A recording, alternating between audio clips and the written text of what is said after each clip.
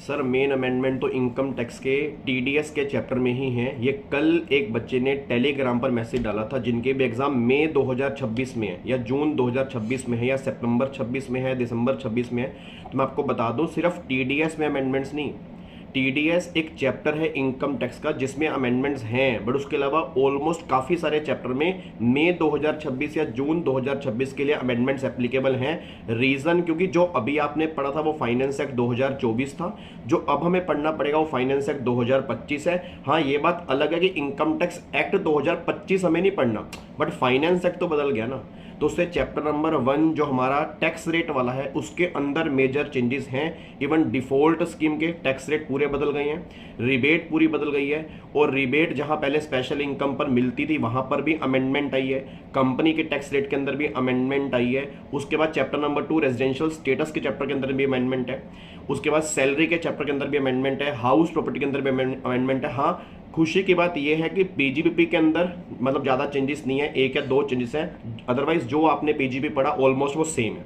बाकी capital gain हो गया, सेट ऑफ हो गया, डिडक्शन हो गया, टीडीएस हो गया, रिटर्न हो गया, इन सब चैप्टर में छोटी छोटी अमेंडमेंट्स आई हैं। ऑब्वियस सी बात है, ये बात ध्यान रख के चलना, जो मई का अटेम्प्ट होता है और जो जून का अटेम्प्ट होता है, मतलब मई और जून का जो अटेम्प्ट होता है ये अमेंडमेंट बेस ही होता है।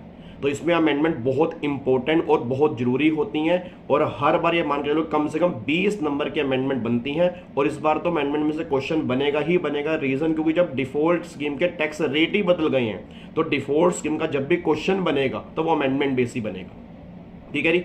अब बच्चा कह रहा है सर अमेंडमेंट कैसे करें, तो अमेंडमेंट मैं बहुत डिटेल में यूट्यूब पे हर बार लेके आता हूं सर, और क्वेश्चंस भी लेके आता हूं। बाकी हमारे बैचेस अभी चल रहे हैं, तो जो बच्चे बैचेस परचेज कर चुके हैं या परचेज करने की सोच रहे हैं वो बिल्कुल परचेज कर सकते हैं, क्योंकि उसमें हम साथ साथ क्वेश्चंस की प्रैक्टिस कर रहे हैं जो लेटेस्ट वाली अमेंडमेंट है उसकी।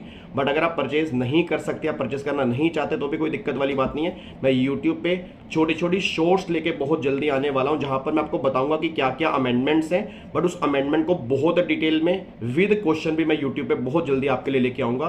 तो टैक्सेशन की रिस्पॉन्सिबिलिटी अब वो आपकी नहीं है, वो मेरी है। मैं हर बार ये बात कहता हूं और उसके लिए पूरे एफर्ट्स लगाने की कोशिश करता हूं। देखो बाकी ऑब्वियसली बात है, मैं 100% परफेक्ट नहीं हो सकता, हर बच्चे के लिए अच्छा नहीं हो सकता, हर बच्चे को मैं खुश नहीं कर सकता, बट मेरी कोशिश रहती है कि अगर मेरी वजह से एक बच्चे को भी अगर फायदा हो रहा है तो वो फायदा होते रहना चाहिए, बस ये पर ध्यान दो। तो ध्यान रखना, बिल्कुल अमेंडमेंट्स हैं, काफी सारी अमेंडमेंट्स हैं, हम डिस्कस करेंगे, उसकी आप टेंशन बिल्कुल मत लो।